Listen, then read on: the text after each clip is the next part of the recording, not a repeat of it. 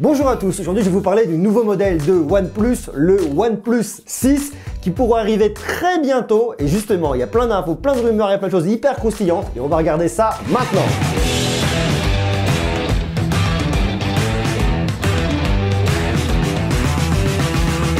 OnePlus a vraiment fait parler de lui en 2017 avec son OnePlus 5, son OnePlus 5T, et là cette année ils pourraient remettre le couvert avec le OnePlus 6. D'ailleurs ils vont remettre le couvert avec le OnePlus 6. Avec le OnePlus 5T, ils sont vraiment rentrés encore plus dans la cour des grands avec un smartphone d'une excellente qualité et surtout avec un rapport qualité-prix qui bat quasiment tout le monde. Un produit qui est vraiment super et qui a énormément de critiques positifs. Autant vous dire que OnePlus en 2018 est vraiment attendu au tournant. Sur les modèles antérieurs, avant 2017, ils étaient effectivement déjà connus pour avoir des produits de bonne qualité. Par contre, le design n'était pas forcément au rendez-vous. Les produits n'étaient pas hyper sexy. En 2017, ils ont mis quand même un grand coup de pied dans la fourmilière.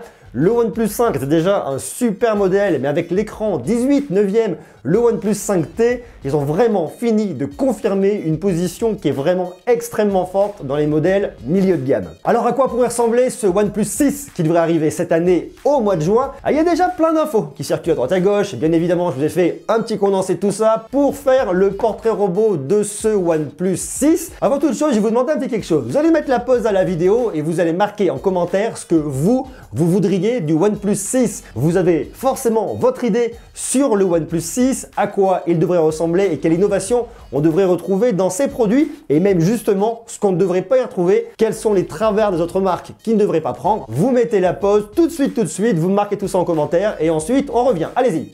Nous voilà de retour. Normalement, je dis de retour parce que vous avez mis la pause. Si vous n'avez pas mis la pause, c'est pas bien grave. Vous pouvez quand même aller voir les commentaires des autres parce que je pense qu'il y a des choses qui sont très intéressantes. Le OnePlus 6 va être un des modèles phares de 2018 parce qu'il va avoir une fiche technique d'extrême bonne qualité avec un produit qui sera dans les tarifs milieu de gamme. Un peu plus de 500 €, ils vont passer le cap, mais vous allez voir que la fiche technique normalement devrait être carrément super sexy. Alors je sais pas si c'est un point positif ou un point négatif, c'est un petit peu en tout cas le point de regret que j'ai eu au MWC, c'est effectivement voir une espèce d'uniformisation des encoches au niveau des smartphones.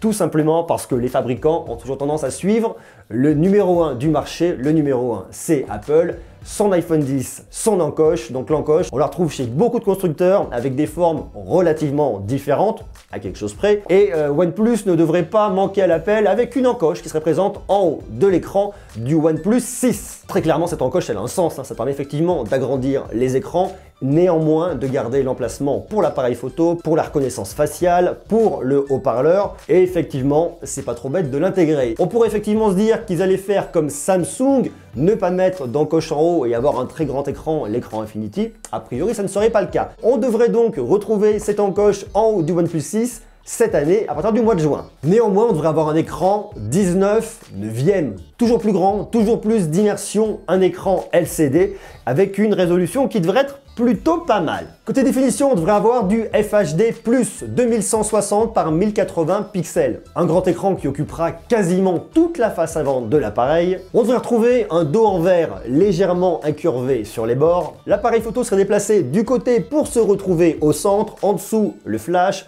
suivi du capteur d'empreinte digitale et suivi en dessous du logo OnePlus. Un capteur d'empreinte digitale qui d'ailleurs devrait être un petit peu plus réduit et plutôt bien positionné au centre de l'appareil. Alors on peut se poser la question du dos en verre. Pourquoi un dos en verre? C'est vrai qu'à première vue, on va se dire un dos en verre pour pouvoir avoir de la recharge sans fil, de la recharge par induction.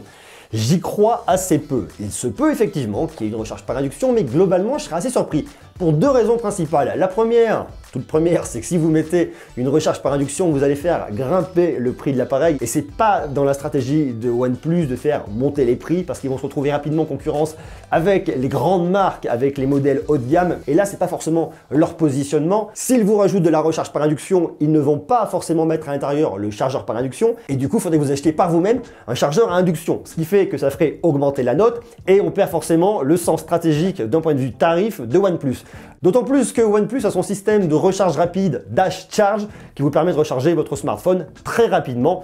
Donc pourquoi aller s'embêter avec une recharge par induction? À mon avis, ils vous mettent un dos en verre tout simplement pour avoir un côté un peu plus sexy, un peu joli, comme on peut retrouver sur les produits de Honor. Donc là, on voit très bien qu'avec la petite encoche en haut, on marche un peu sur les plates-bandes d'Apple et de l'iPhone 10. Le dos en vert, on se rapproche du Galaxy S9, on se rapproche de l'iPhone 10, mais on se rapproche surtout de leur concurrent principal, Honor, qui fait des très bons produits dans la même gamme de prix. Côté performance, le OnePlus 6 va vraiment s'affirmer avec un Qualcomm Snapdragon 845. De la puissance à l'état pur, une machine qui va vraiment bien calculer.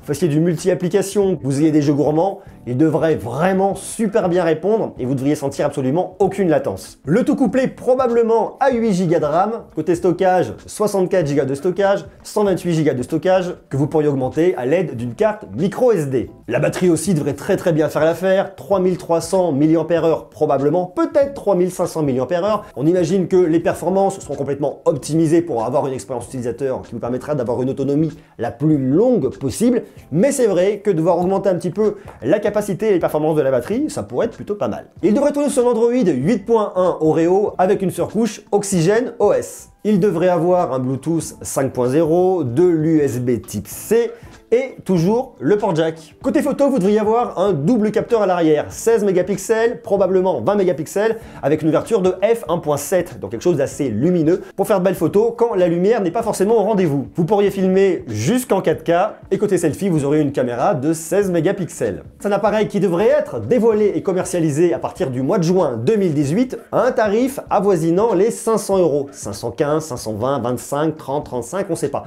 De toute façon, les prix ont toujours tendance plus à augmenter qu'à baisser. Avec une fiche technique toujours plus sexy et de nouvelles innovations, on imagine que forcément OnePlus va augmenter légèrement son prix. Qu'est-ce qu'on voit de toutes ces rumeurs autour du OnePlus 6? On voit très bien que OnePlus va continuer à positionner ses produits milieu de gamme, mais vraiment en se rapprochant et en flirtant avec le haut de gamme.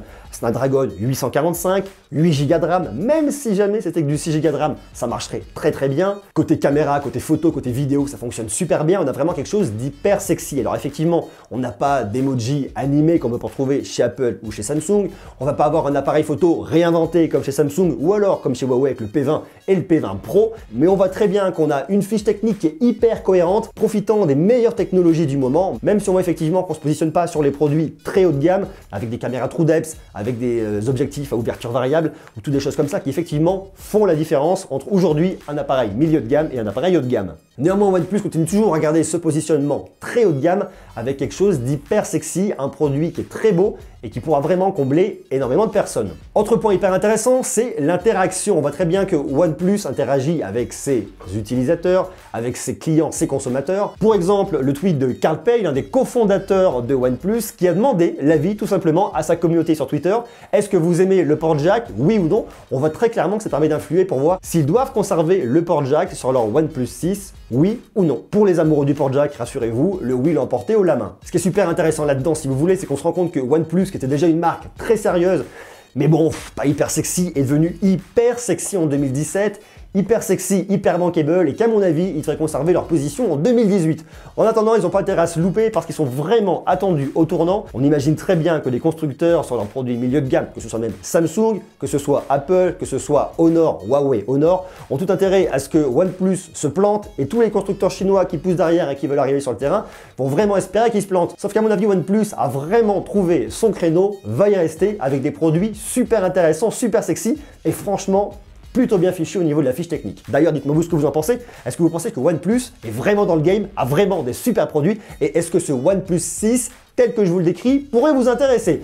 Je vous invite à vous abonner pour rester connecté parce que dès que j'aurai plus d'infos sur le OnePlus 6, bien évidemment, on va en parler. Donc restez connectés. Je vous invite comme d'hab à me laisser des jolis pouces, à marquer tous vos commentaires, suggestions, questions, tout ce que vous voulez directement en dessous, là, juste en bas. Vous pouvez y aller. Merci beaucoup d'être toujours plus nombreux sur la chaîne, à regarder les vidéos, à les partager, à me laisser des commentaires, à venir me parler sur Twitter. C'est super intéressant et je suis très content de pouvoir passer ces petits moments et les partager avec vous. Bon, on en reparle très bientôt. Restez connectés parce que vous allez voir, il y a toujours plus d'actu sur les smartphones, les produits connectés et la tech en règle générale. Je continue d'aller me balader, vous allez voir, il y a plein de choses qui vont arriver. D'ici là, je vous souhaite de vous porter au mieux, d'être très sage. Je vous fais des gros bisous et puis surtout, à très bientôt. Ciao!